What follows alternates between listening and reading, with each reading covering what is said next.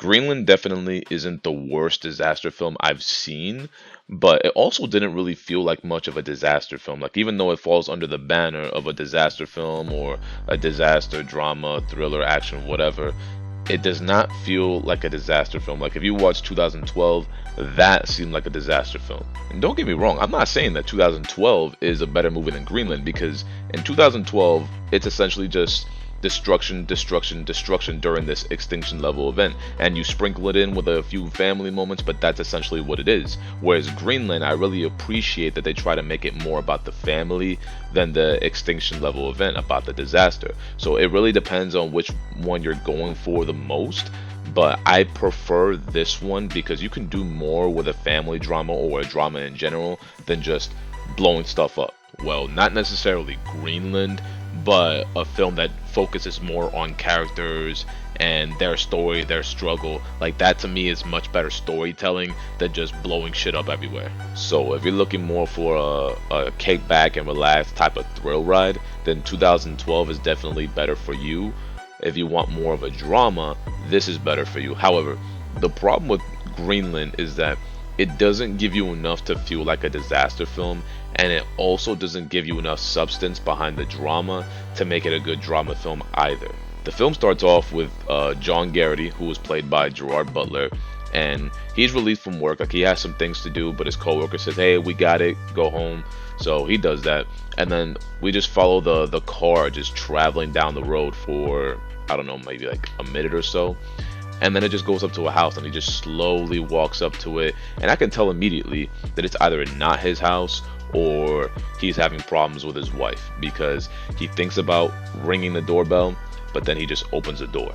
And then as the film moves forward, like, it doesn't tell you what the issue is with John Garrity and Allison, who was played by Morena Baccarin. And yeah, it just keeps moving forward, and they seem like they're having a good time, or kind of, they're not walking on thin ice, I guess. Like, they're getting along pretty well.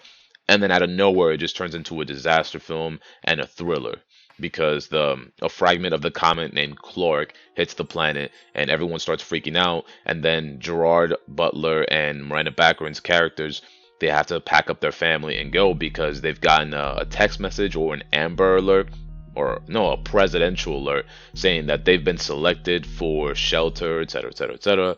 And they go. And I love this moment because as they're driving down the road, their driveway, one of the neighbors approaches them, begging them to take her daughter with them.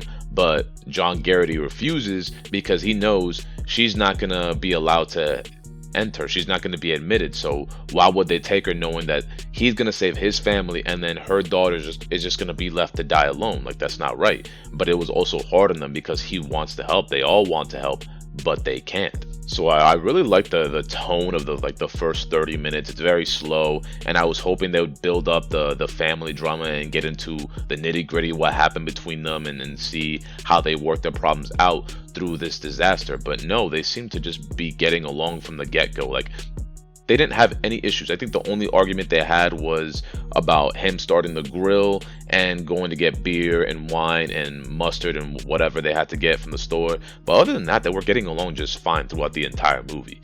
So it never felt like there was an issue, even though they sprinkled that in there, that they had issues with their marriage. And then later in the film, you find out that he cheated on his wife. But I didn't really care about it then. At that point, it doesn't really matter. Everything that's been going on, you've worked so hard to get back to your family, that's not really important at that moment. So that's something you should have worked out earlier in the film, for me to care about these characters and what they're going through, and seeing how, even though they have issues with their relationship, they are doing what they need to do to survive and what's best for their child. Instead, they just seem like one big happy family.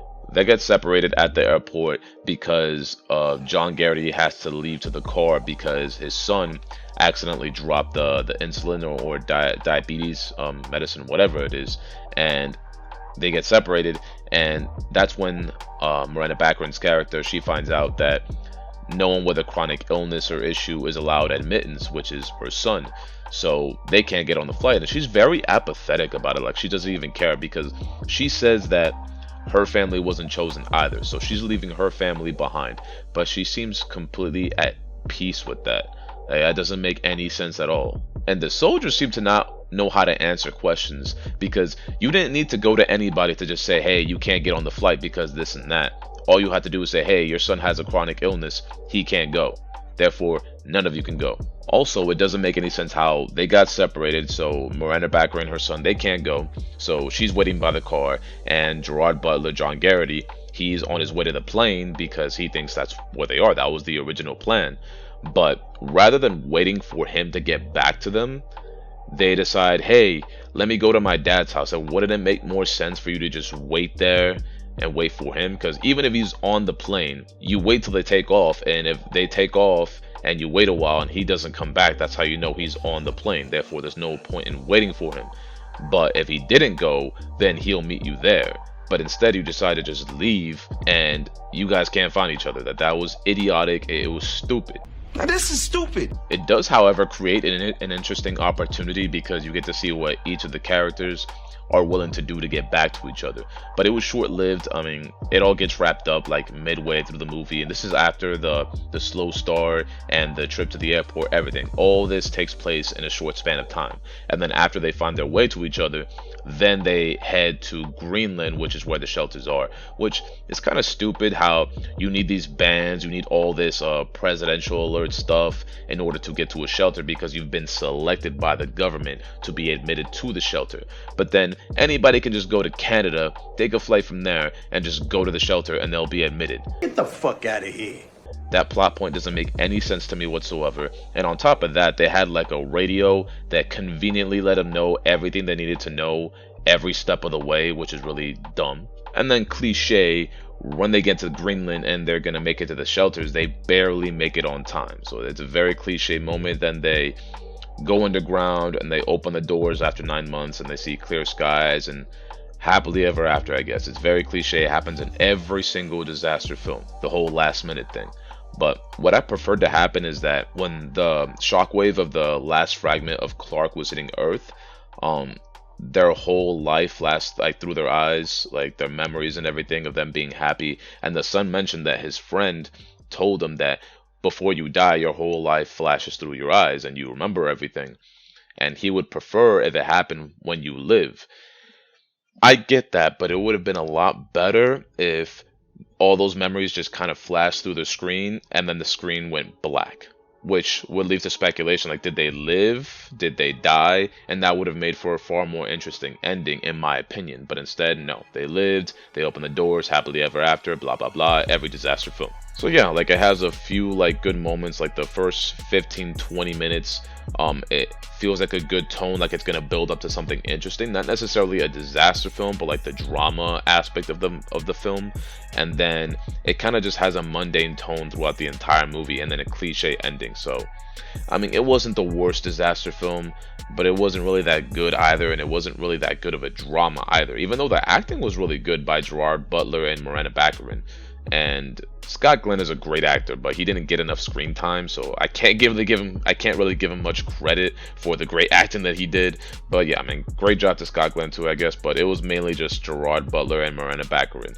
But yeah, fantastic acting, kind of a dull, mundane plot, cliche ending, and I don't know, like I don't think I'd watch it again. It wasn't really that interesting. 2012, like I said, is a much more like kickback thrill ride, so I could definitely sit through that a lot easier than I could through this one. But I would say that the storytelling in this one is a lot better than it was in 2012, which was just blowing shit up every 5 seconds. So yeah, it really depends on what you're going for, but yeah, those are my thoughts, and thank you so much for watching. Let me know what you think in the comment section. Leave a like, it does help me a lot. Subscribe if you have not already, and I will catch you in the next video next Friday. See you then. Bye bye.